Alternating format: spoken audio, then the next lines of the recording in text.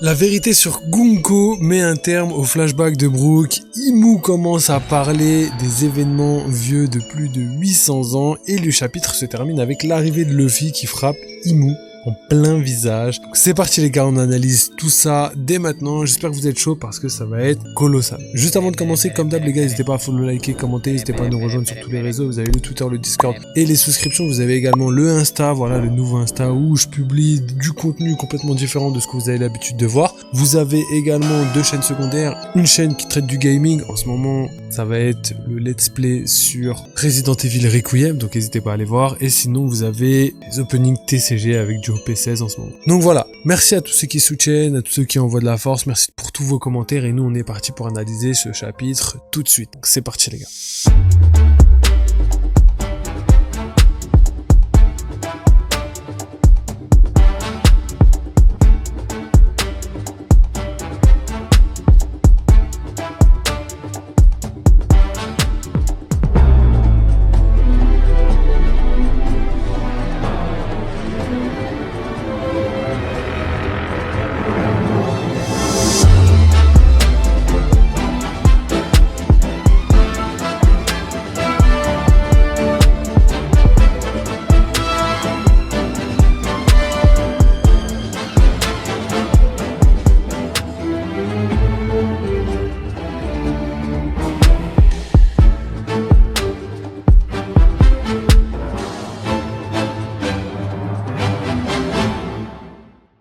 Donc, gros chapitre qui s'annonce pour la simple et bonne raison qu'on termine le flashback de Brook et qu'on revient dans le présent. Donc on va tout simplement finir avec l'histoire de Gunko, etc. Mais on va également pouvoir passer à la suite avec Loki, Luffy qui fait enfin son apparition. Oda il est très très fort pour nous faire patienter. Et là ça va, tu vois, quand il utilise les flashbacks et tout, il est plutôt habile. Ce qui permet tout simplement d'attendre l'arrivée de Luffy sans que ce soit trop abusé. Surtout que voilà, Loki s'est rétabli beaucoup plus vite que Luffy, ce qui montre encore une fois que Loki est beaucoup plus endurant que Luffy. Donc c'est parti. Allez, let's go, react à ce chapitre. Donc chapitre 1186, juste une fois de plus, on a tout simplement petite image, donc demande de lecteur de Tsunadango, et on y voit tout simplement Hilda avec les monstres de l'Underworld et Loki également, qui sont tout simplement tous enfants, que ce soit les monstres, que ce soit Loki. Et du coup c'est Loki qui dessine le visage souriant d'Hilda, qui observe secrètement. Donc voilà, ça c'est vraiment cool.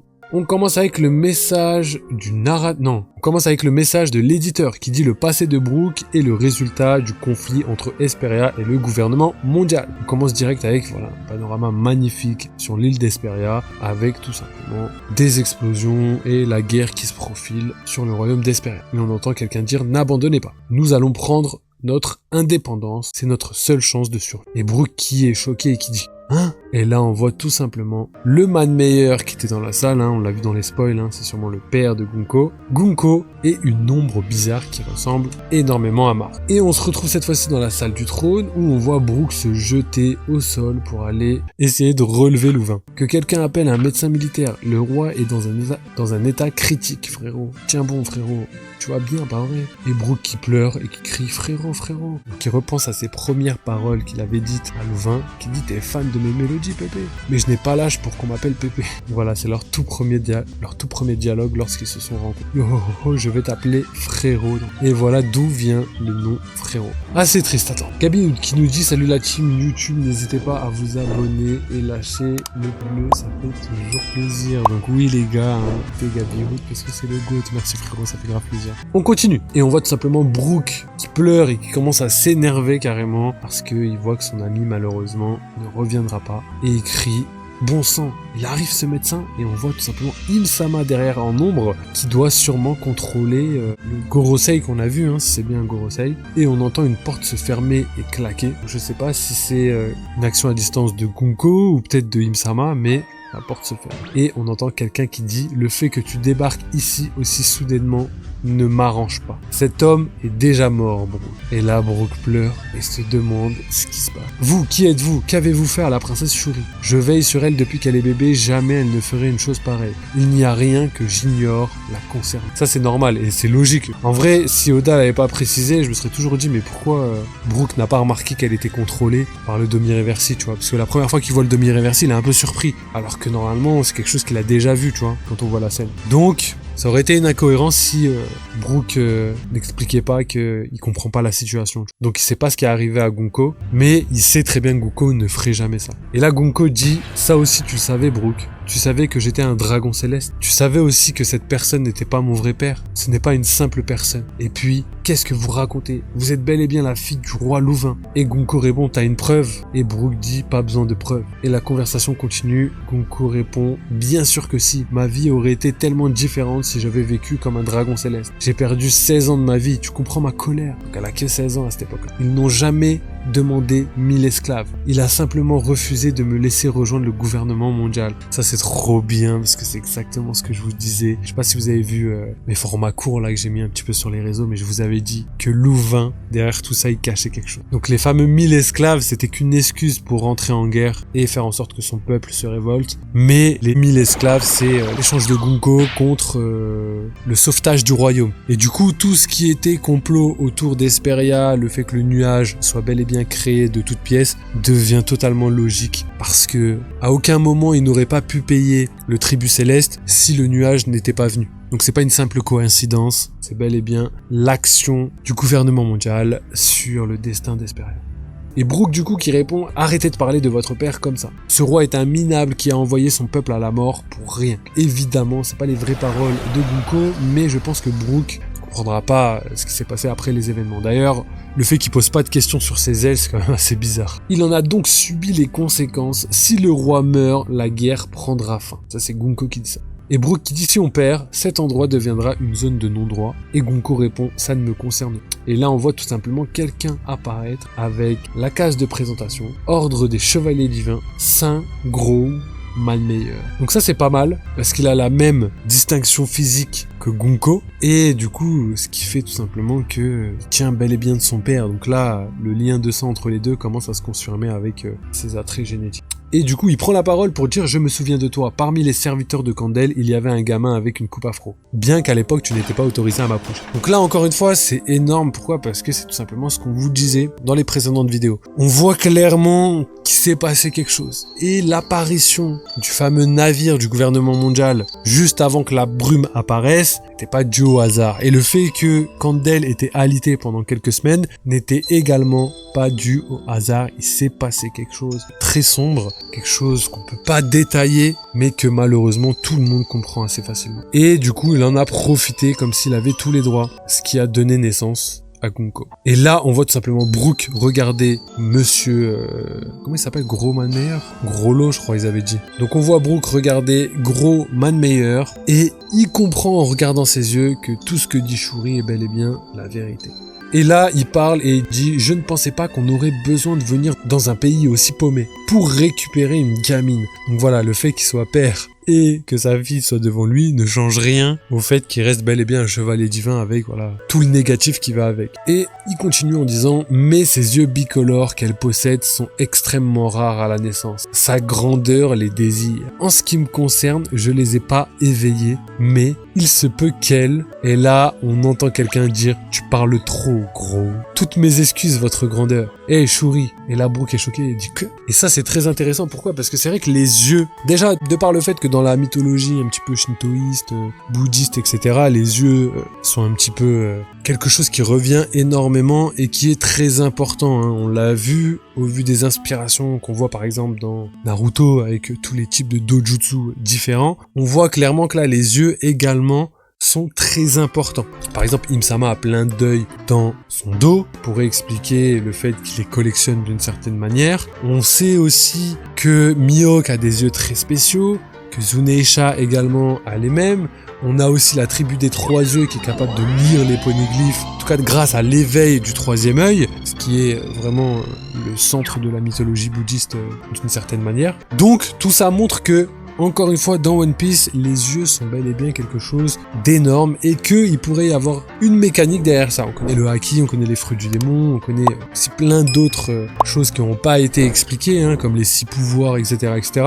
Mais là, on a encore une nouvelle mécanique qui s'ajoute un petit peu à tout ça et qui touche tout simplement aux yeux. Donc on sait qu'Im-sama avait des yeux très spéciaux et que c'est un petit peu le centre de son personnage, de son chara-design, mais le fait que dans One Piece on pouvait avoir d'autres personnages qui pourraient avoir un pouvoir similaire commence à faire ses preuves et montrer qu'on a quand même quelque chose de nouveau qu'on ne connaissait pas, qui vient de faire son apparition de manière réelle, tu vois. Parce que pour Im-sama, ok, parce que c'est un personnage très spécial, mais là, on peut comprendre assez facilement que c'est quelque chose qui pourrait être utilisé sur plusieurs personnages, tu vois. Sur Im-sama, ok, mais là, du coup, on sait que ça pourra être utilisé plus tard, comme par exemple Zoro, comme par exemple Mio, comme par exemple d'autres personnes qui ont des yeux très spéciaux. On continue. Passons à la page suivante. Sur cette page, on voit Shuri s'avancer directement vers Brook. Et Brook dit « Attendez, c'est un cauchemar, ce n'est pas possible. J'ai changé vos couches quand vous étiez bébé. Je sais tout de vous, prince. » Et Shuri dit « Cesse de ressasser le passé pour me faire la morale. Tu vois, te voir pleurer comme ça, c'est pathétique. » Et elle continue en disant « Je veux être protégée par des gens plus forts. Si je peux aller sur la Terre Sainte, alors je n'ai plus besoin de toi. » Et là,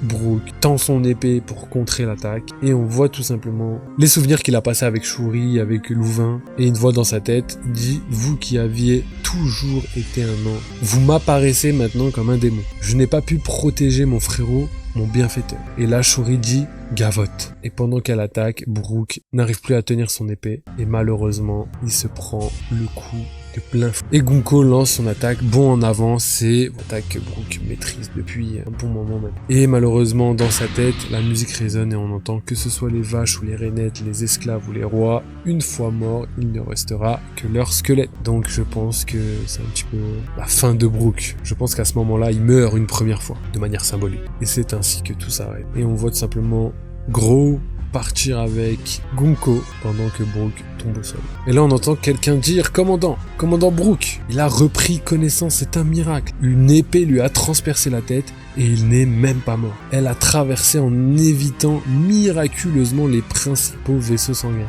Donc pour le cerveau, et du coup la case est carrément foutée mais il doit être une discussion en fond, on a Brook qui reprend ses esprits et qui dit « Où est le roi ? Je ne sais pas jusqu'où vont vos souvenirs commandant, il vaut mieux ne pas vous choquer pour le moment. » Et Brook dit « Non, je veux savoir. Nous avons perdu la bataille suite à la mort du roi. » Donc voilà. Quelqu'un a vu la princesse Shuri embarquer sur un navire du gouvernement? Une grande partie de la population a déjà abandonné ce pays. Mais y a-t-il des pays qui accepteront de leur accorder l'asile? J'avoue que ça c'est un petit peu compliqué. Et du coup Brook commence à se souvenir de ce qui s'est passé et il hurle et les autres personnes disent « Commandant, mince, ses blessures se sont réouvertes. Commandant, restez avec nous. » Et là c'est bizarre mais on y voit un pont qui sort d'Esperia, on dirait un petit peu les ponts, vous savez, de Tequila Wolf, etc. Tous les ponts qui traversent le monde pour justement créer un réseau de routes qui permettront de relier les îles entre elles sans subir le problème de la montée des eaux. Et là, on y voit clairement un bout de pont. Hein. On sait que les ponts sont censés venir de tous les océans et se rejoindre d'une certaine manière à Marijois, parce que le but c'était de relier Marijois au reste du monde. Et du coup, voilà, les soldats qui disent « Commandant, mince, ses blessures se sont réouvertes, commandant, restez avec nous. » Et Brook qui pleure, et tout le monde crie « Commandant, commandant !» Et les gars, sans transition, on vient directement dans le présent, où on voit Brook en sanglots en train de pleurer, en repensant à ce qui s'est passé. Et là, Brook se confie et dit « À cette époque, j'ignorais encore l'existence des fruits du démon. J'ai toujours cru que ce que j'avais vu n'était qu'une hallucination. La mort de mon bienfaiteur et la métamorphose de la princesse m'avaient terrifié. Ils me sont apparus comme véritable démon. Si jamais ce souvenir s'avère être la réalité, dites-moi les amis, puis-je, juste une fois de plus, puis-je continuer à croire en la princesse Shuri? Et on voit tout simplement Franky et Nami pleurer. Surtout que Nami là, elle a vraiment un air sérieux et triste. Je pense que c'est quelque chose qui va aller directement dans la tête des Mugiwara comme étant quelque chose qu'ils sont obligés de faire. Le sauvetage de la princesse Shuri va bel et bien être réalisé. Le problème c'est que, est-ce que la finalité va être qu'elle survit tranquillement ou qu'elle meurt? Les deux sont possibles. On verra bien où Oda veut nous emmener par rapport à ça. Mais le fait qu'elle a un pouvoir avec les yeux, etc., je pense que ça fait accroître ses chances de survie. Et là, on voit tout simplement Brook dire si jamais elle s'avère être une victime. Là, du coup, il repense à quand Gunko a repris ses esprits et où elle a dit fuis Brook, juste parce que je suis la fille de papa et maman. Et ça, du coup, c'est encore une image de son souvenir. Et du coup, on n'a pas d'explication par rapport au bandage qu'elle porte autour de la bouche. Donc, est-ce qu'elle a subi quelque chose? Je pense que il y a un secret derrière. Et Brook qui pleure en disant « J'aimerais sauver la princesse Shuri ». Ce qui est totalement normal en vrai, après tout ce qu'il a vu sur Elba. Puis-je me permettre de vous demander l'aide? Ça, c'est trop cool parce que du coup, l'arc d'Elba va être un arc de sauvetage un petit peu, plus qu'un arc de combat. Je pensais vraiment que l'arc d'Elba fallait être un petit peu à la Wano, un arc de combat, de libération, etc. etc. Mais Oda a pas l'air de se diriger vers ça. Surtout que plus on avance, plus on se rapproche de la fin de l'arc. Donc c'est assez bizarre par rapport à ce qu'on s'attendait. Il n'y a pas de déception, mais il faut garder ça en tête. Et là, on voit tout simplement Jinbei dire « T'en fais des manières, dis donc, dépêchons-nous de briser ce cube de glace. Je devrais pouvoir y arriver avec la foudre. » Et Franky dit « Avec un radical beam, ce sera réglé en un clin d'œil. » Donc évidemment, si Imusama n'a pas réussi à briser la glace, ils vont pas réussir, mais je pense qu'ils sont prêts à tout pour réussir. Et là, Usopp qui dit « Les explosifs n'ont pas l'air de marcher, qu'est-ce que je peux faire moi ?» Et Brook qui décide de partir en courant sans attendre. Et les Mugiwara qui disent « Attends Brook !» Ensuite, école du Morse à la cantine. Et là, on entend quelqu'un dire « Je suis calé ». Donc ce sale type, c'est l'ennemi d'Elbaf, c'est ça? Dans ce cas, on voit tout simplement un pied avec une tongue qui a retiré sa chaussure. Et ça peut que être notre ami Luffy. Et Luffy qui dit « C'est aussi mon ennemi, je suis tellement en forme qu'à l'heure qu'il est, j'ai l'impression de pouvoir battre n'importe qui. » Donc hâte de voir parce que là, n'importe qui, c'est pas n'importe qui. Ensuite, on a Loki qui dit « Ah, s'en prendre à des gamins, le gouvernement mondial est une vraie bande de lâches. » Et Imusama qui dit « Tu ne sais pas pourquoi ils sont pris pour cible. Tu veux que Mu t'explique pourquoi? C'est parce qu'il y a 800 ans, la race des géants a perdu après avoir voulu sauver des enfants. » Ok, donc c'est ça les informations d'il y a 800 ans. Donc ça c'est pas mal. Ça c'est pas mal, ok. Ça montre tout simplement que Imusama a bel et bien gagné face aux géants. En gros, il a voulu réitérer la même technique pour pouvoir les affaiblir. Et ça c'est une information cruciale. Ça montre que les géants étaient dans le bon côté. Ça montre aussi que Imusama a bel et bien gagné. Donc ça, je trouve que c'est pertinent. Ensuite, on arrive sur la double page finale du chapitre. On voit Loki dire « Comment ça, il y a 800 ans ?» Et Im répond en disant « La nature profonde d'une race ne change pas en quelques siècles. Si on arrive à s'emparer des enfants, on pourra vous manipuler à notre guise. » Et là, on voit tout simplement Zaza avec les enfants qui sont sous l'eau. Du coup, on voit Brogy et Ajroudin, et Imusama continue son discours. Même si vous ne vous en rendez pas compte, l'histoire se répétera inéluctablement. Il est trop tard, vous êtes déjà les esclaves de Mu. Donc là, je suis trop content parce que déjà, ça met un terme à certaines théories temporelles. Moi, vous connaissez mon avis sur les théories temporelles, c'est quasiment impossible à cause du nombre incommensurable d'incohérences si réellement on doit retourner dans le passé, etc., etc. Et là, le fait que Mu dit l'histoire se répète montre tout simplement que la guerre, etc., la victoire de Mu, etc., c'est des choses qui sont déjà arrivées plusieurs fois, je pense, pour que Mu soit aussi confiant. Pour que l'histoire se répète, il faut qu'il y ait eu plusieurs histoires différentes qui se sont déjà répétées pour être aussi sûr de soi, à mon avis. Et là, on a Loki qui dit « Mais qu'est-ce que tu baragouines? Dégage d'Elbaf !» Et là, Luffy arrive complètement vénère pendant que Loki prépare son coup. Et là, on a Luffy qui envoie une patate pleine tête à Imusama, tout en disant « Sale enfoiré ». Du Luffy tout crash. Et un petit message où on a l'éditeur qui s'exprime en disant un seul coup de poing. Donc pas de pause la semaine prochaine, on va passer à l'analyse et aux théories. Donc let's go pour l'analyse les gars. Donc on va résumer un petit peu tout ce qu'on a dit dans le chapitre, mais on va essayer d'approfondir un petit peu tout ça. Déjà le chapitre se sépare en deux grosses parties, partie passée, partie présent. Et dans le passé, on a quand même pas mal de révélations sur ce qui s'est passé. Le fait que Gros Man Meyer est bel et bien le père de Gunko à cause de traits génétiques. En plus de ça, on sait que ce trait génétique est très spécial parce que voilà, il renferme un pouvoir qu'on peut éveiller. Donc ça, c'est quelque chose qu'il va falloir garder en tête. On va en parler juste après. Au niveau de Brook, on voit qu'il a pas très bien compris. Il y a quand même des petites zones d'ombre sur lesquelles j'aimerais revenir. Premièrement, Brook, j'ai l'impression, ok, il a pas compris que les fruits du démon existaient. Ok, il a pas compris que Gunko était sous emprise. Ok, Oda a bien fait les choses parce qu'à chaque fois, il trouve une excuse, c'est-à-dire que Brook dit lui-même que jamais elle aurait pu dire ça, jamais il aurait pu croire dans ça. Donc, niveau cohérence, il a été très très fort, mais il y a toujours un petit sentiment, un petit arrière-goût de c'est quand même bizarre. C'est quand même bizarre. Depuis le début de l'arc, il a vu les mêmes ailes et tout. Il a pas plus réagi que ça. Depuis le début de l'arc, c'est vrai qu'il aurait pu confondre avec un fruit du démon, tu vois. Et quand il a vu Gunko avec les ailes, il s'est dit, c'est la même qu'avant. C'est une possibilité. Mais depuis le début de l'arc, voilà, il a pas trop compris qu'il y avait un lien avec ce qu'il avait vu, les chevaliers divins et Gunko. Ça a mis du temps à arriver, mais Oda a été très très fort parce que derrière, à chaque fois, il y a une excuse sur le fait que voilà, il pensait pas que c'est la réalité, etc., etc., qu'il avait du mal à y croire. Donc Oda très très fort, mais voilà, toujours un petit sentiment de comment ça se fait que Brook n'a pas remarqué quand même un peu plus et ne s'est pas directement offusqué de voir Gunko sur cette terre. Vu que 60 ans environ séparent les deux événements, on peut comprendre que Brook soit un peu plus loin à la détente et qu'il ait pris tout ce qui est arrivé, enfin qu'il ait conclu un peu lentement le lien entre Imu-sama, les chevaliers divins et Gunko et ce qui s'est passé à Espérance. Donc voilà, on va pas lui en vouloir, mais c'est rare que je mette une critique, donc voilà, au moins j'en ai mis une. Parce que j'ai eu ce petit truc de ouais, mais c'est bizarre quand même que Brook n'ait pas remarqué. Mais dans tous les cas, ça reste cohérent et le manga reste banger. Allez, on continue avec l'œil de Gunko. Donc voilà, il fallait qu'on revienne là-dessus parce que voilà, comme je l'ai dit, c'est un pouvoir qui est inédit. On sait pas à quoi il sert. C'est exactement comme la tribu des trois yeux.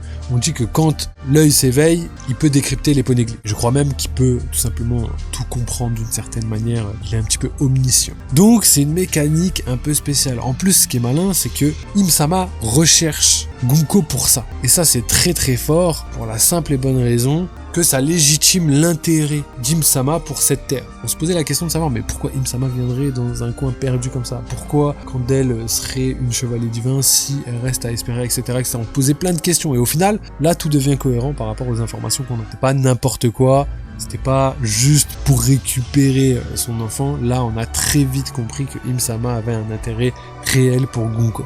Et c'est d'ailleurs pour ça qu'elle avait tout simplement une place supérieure par rapport au chevalier divin lambda. Pourquoi Gunko ne vieillit pas? On comprend que vu qu'Im-sama a besoin de ses yeux, il fait en sorte de la maintenir en vie et de la garder jeune pour qu'elle puisse éveiller ses yeux. Ça, c'est la première chose. La deuxième chose, c'est que on l'a vu très proche d'Im-sama dans la salle fleurie, etc., etc.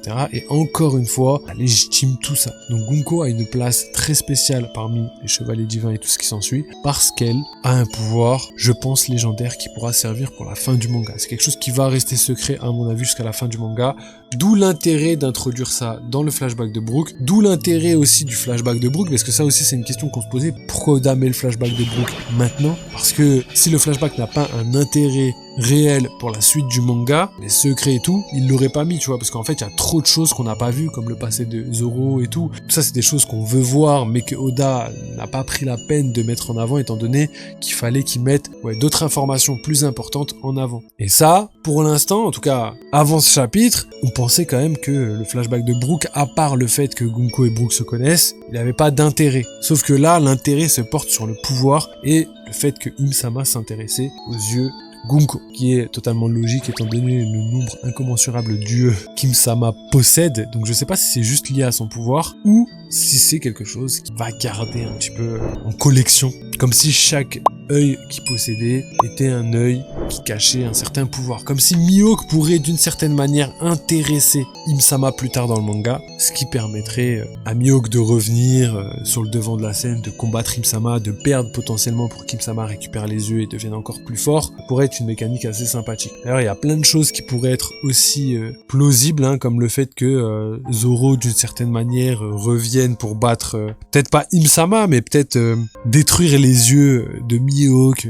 Peut-être que à l'épée, Zoro pourrait battre Im-sama et Im-sama, avec ses multiples pouvoirs, reprendrait le dessus sur Zoro, ce qui ferait de Zoro, après la mort de Mihawk, le nouveau plus grand sabreur du monde. Parce que si on voit bien, Im-sama et Mihawk ont quand même pas mal de points communs et ça permettrait tout simplement à Zoro et à Mihawk de pas avoir à s'affronter pour le titre, tout simplement. Ensuite, on a eu des informations sur ce qui s'est passé il y a 800 ans, donc tout ce qu'on sait, c'est que Elbaf a péri à cause du fait qu'ils ont voulu protéger leurs enfants. Et ça, c'est très intéressant parce que je pense que ça explique la raison pour laquelle Im-sama tient énormément à ce qu'Elbaf rejoigne d'une certaine manière le gouvernement mondial, parce que, en gros, ce qui s'est passé il y a 800 ans, c'est tout simplement la victoire de Im-sama face au monde, en tout cas à l'ancien monde. Et vu que dedans, en face d'Im-sama, il y avait on le sait grâce à ce chapitre, les géants. On en conclut assez facilement, d'après ses dires, que les enfants ont été cruciaux. Donc ça montre d'une certaine manière que les géants depuis tout ce temps sont des bonnes personnes. Il pourrait y avoir une salle secrète sur Elbaf avec le Red Poneglyph à cause de ce que Imou-sama a dit.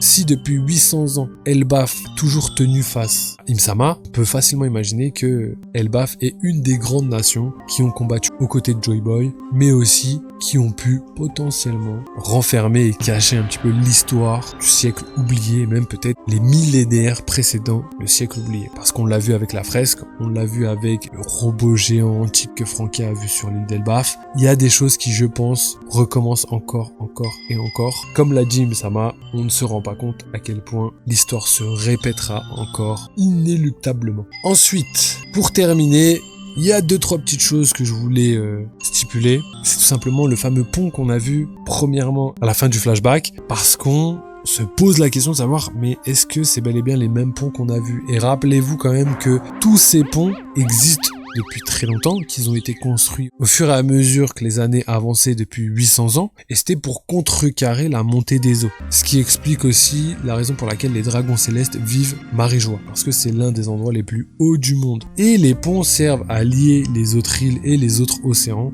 pour se déplacer plus facilement. Donc tout rentre dans l'ordre parce qu'on sait que les autres ponts relient d'autres océans, mais là on voit tout simplement un pont qui se situe à West Blue. En plus, il me semble qu'on a déjà eu des informations sur d'autres ponts dans les catalogues ou peut-être dans les SBS, mais en tout cas, c'est des choses qui ont déjà été émises par l'auteur au cours des dernières années, je pense que c'était l'année dernière qu'on a eu cette information. Donc ça, c'est ultra bien parce que ça met en avant le fait que Oda, depuis le début, a quand même prévu de réunir le monde via ces ponts. En tout cas, c'était le plan des Tenryubito. Donc la réunification des océans marche pour les Tenryubito grâce à ces ponts. Et ça, c'est vraiment marrant parce que ça met en parallèle tout simplement ce qui est réellement utile dans le manga.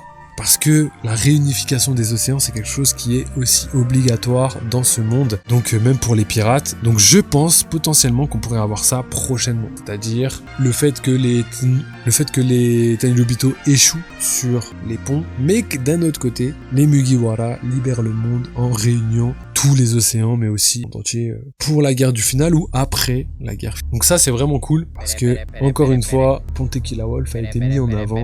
Enfin, le pont similaire à celui de Tequila Wolf a été mis en avant et Oda prépare quelque chose de bien sordide prochainement à mon avis. Ensuite, on a tout simplement des petites informations, comme je le disais, comme le fait que la déesse de la pluie est apparue dans le chapitre. On a eu aussi Loki et Luffy, Luffy qui est revenu et qui a tout défoncé. Franchement, ça fait trop plaisir de le revoir. Hâte de voir le prochain chapitre. Je pense que les gens ne sont pas prêts sur ce qui va arriver. Je pense que la hype One Piece va revenir dans le prochain chapitre. Vous allez être, je pense, abasourdi. Et puis, je pense avoir fait le tour. Je pourrais parler de Candle, de ce qui s'est passé, de tout ce qui n'a pas été dit, mais honnêtement, je pense sincèrement que déjà dit précédemment et vous l'avez compris assez facilement étant donné que tout s'est confirmé. Là, c'était vraiment une théorie validée. Bon, pas à 100%, mais franchement, je suis assez fier de cette théorie validée étant donné qu'on a démêlé le vrai du faux assez rapidement. Donc voilà, moi je vous laisse sur ça pour cette vidéo. On se retrouve très vite. N'oubliez pas, si jamais vous voulez soutenir la chaîne, n'hésitez pas à follow, liker, commenter, n'hésitez pas à nous rejoindre sur tous les réseaux. Vous avez le Twitter, le Discord et les souscriptions. Vous avez également le Insta, mais aussi 2 chaînes secondaires, une chaîne réservée au gaming, une autre chaîne réservée aux openings TCG One Piece. Et pour terminer, vous avez un live prévu pour la Japan Expo. N'hésitez pas à venir à fond sur le live. Et si jamais vous voulez apparaître dans le live IRL, bah écoutez, on se donne rendez-vous le 10 et le 11 parce que je serai présent les 2 jours. Je vais sûrement live les 2 jours et j'ai aussi prévu pas mal de choses là-bas. Donc soyez à l'affût, on se retrouve très vite. N'oubliez pas, vive les jeux vidéo, vive One Piece. Ciao.